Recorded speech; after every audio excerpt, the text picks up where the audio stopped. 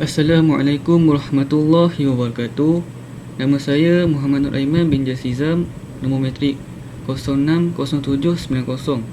Baiklah, pada hari ini saya ingin membentangkan tajuk mengenai teori dan amali sembelihan.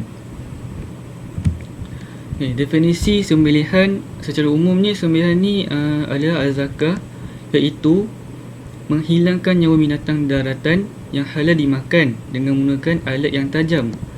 Biasanya sembelihan dilakukan dengan memutuskan halqum dan marid berserta dengan niat kerana Allah Ta'ala. Terdapat beberapa istilah dalam bahasa Arab mengikut cara seekor haiwan itu disembelih.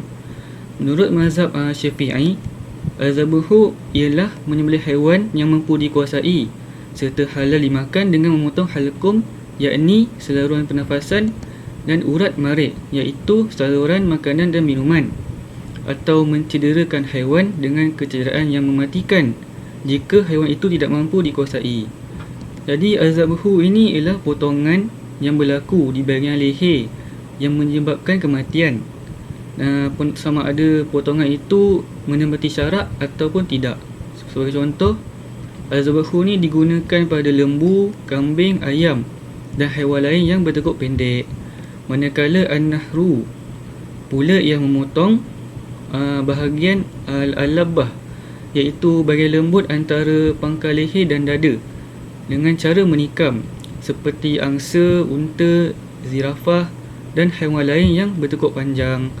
Manakala al-akru bermaksud mencederakan mana-mana bahagian haiwan pada tubuh dengan kecederaan yang mematikan, khusus bagi haiwan hilia, haiwan yang tidak dapat dikuasai ataupun haiwan buruan. Hukum dan dalil pensyariatan.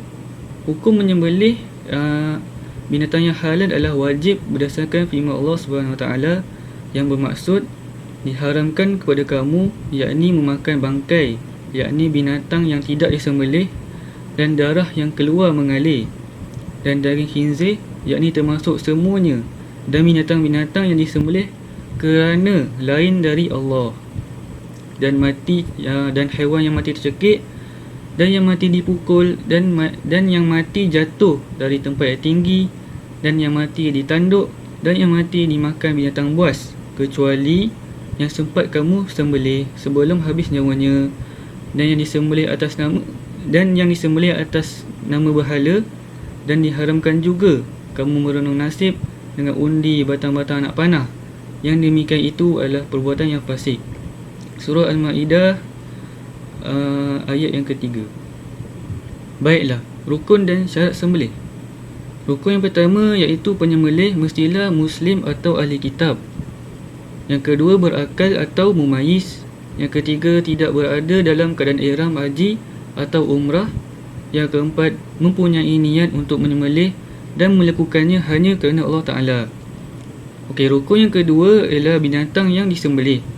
Binatang itu mestilah halal dimakan, masih hidup dengan kehidupan yang kuat sebelum disembelih, mati dengan sekali sembelih, dan mati disebabkan dengan ketajaman senjata, dan akhir sekali memutuskan dua urat, iaitu halqum dan marid. Rukun yang ketiga ialah alat sembelihan. Alat sembelihan itu mestilah alat yang tajam dan alat selain daripada gigi, kuku dan tulang. Dan rukun yang terakhir, bahagian yang disembelih memutuskan halqum dan marid dengan sempurna di leher haiwan yang jinak.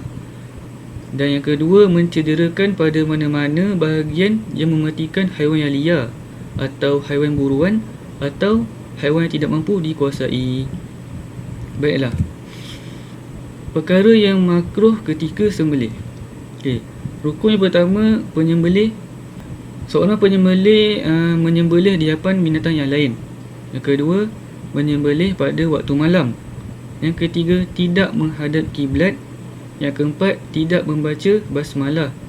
Yang kelima, menajamkan pisau di hadapan binatang. Rukun yang kedua, binatang yang disembelih makruh jika menyiksa haiwan disembelih. Dan yang kedua, memutuskan leher haiwan. Dan alat sembelih pula makruh jikalau alat itu tumpul dan tidak mencuci alat sembelihan terlebih dahulu sebelum menyembelih haiwan seterusnya.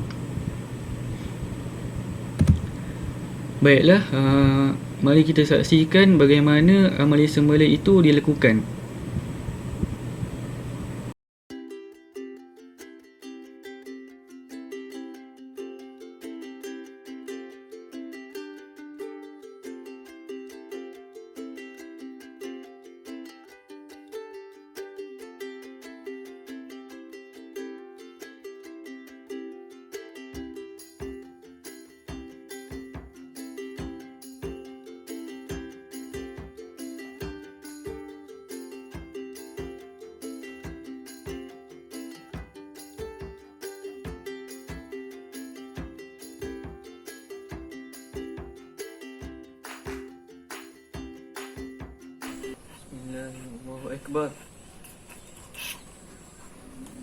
Bismillahirrahmanirrahim.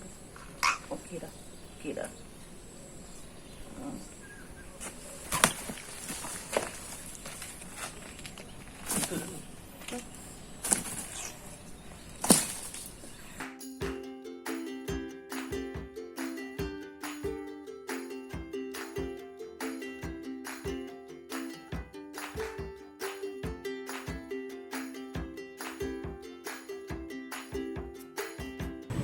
Maka selepas kita saksikan amalan sembelihan tadi, maka pastinya ada hikmah di sebalik pensyariatan sembelihan ini. Baik, hikmah yang pertama adalah untuk mencapai keridhaan Allah. Yang kedua, untuk menghindarkan penyakit yang terdapat pada binatang kepada orang yang memakannya. Yang ketiga, untuk mengelakkan daripada menyiksa binatang untuk memakannya. Dan yang keempat, sebagai tanda penghormatan manusia kepada makhluk ciptaan Allah. Dan yang kelima, jiwa menjadi tenang dan bersih dengan makan makanan yang halal. Baiklah, kesimpulannya yang saya dapat daripada teori dan amali ini, saya dapat menubuhkan lagi teori sembelihan yang pernah saya pelajari sebelum ini. Dan khususnya pada kali ini saya mengetahui bagaimana amalan sembelihan ini dilakukan. Di samping itu, saya mendapat pengalaman baru kerana ianya merupakan kali pertama saya melakukannya, dan saya ingin melakukannya lagi pada masa akan datang. Baiklah, saya ingin ucapkan terima kasih kepada ayah saya, umi dan adik kerana membantu saya untuk menjalankan amalan sembelihan ini. Sekian, terima kasih.